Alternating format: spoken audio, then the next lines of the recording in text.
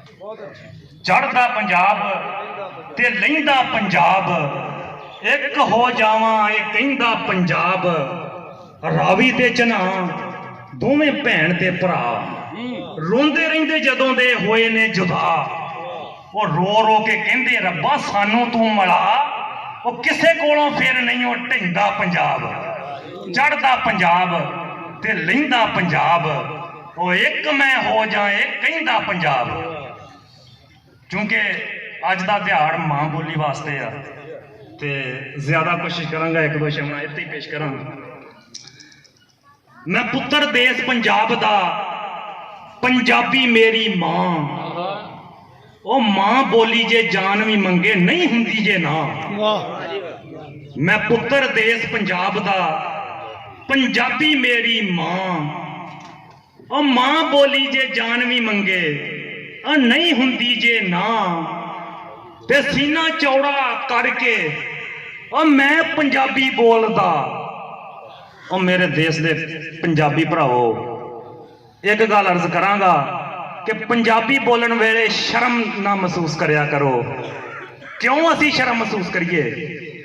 तुसी वेख्या नहीं जदों आपां पैदा होए आ, जदों होश संभाली आ, मां ने पहला लफज ही पंजाबी दा सिखाया वा। साडे कान च पहली आवाज ही पंजाबी दी पई आ। मां ने लोरी भी पंजाबी दी सुनाई आ। मैं जिदा पेश करदा कि गिले थां ते पै के सानू सुक्के थां सवाउंदी सी, मोढियां दे नाल ला के लोरियां सुणाउंदी सी।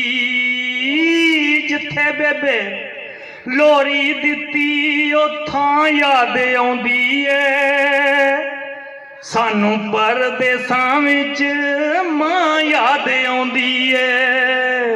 हो जन्नतां दी ठंडी ठंडी छां याद आउंदी ऐ, सानू परदेसां विच मां याद आउंदी ऐ।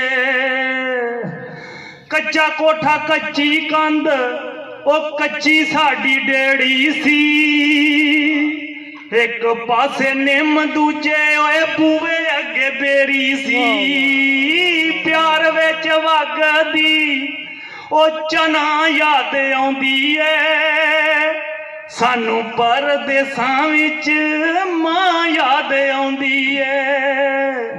मां ने लोरी पंजाबी च सुनाई ना, पहला लफज कन्ना च पंजाबी पिया ना, फिर शर्मिंदा क्यों होइए पंजाबी बोलण लगे?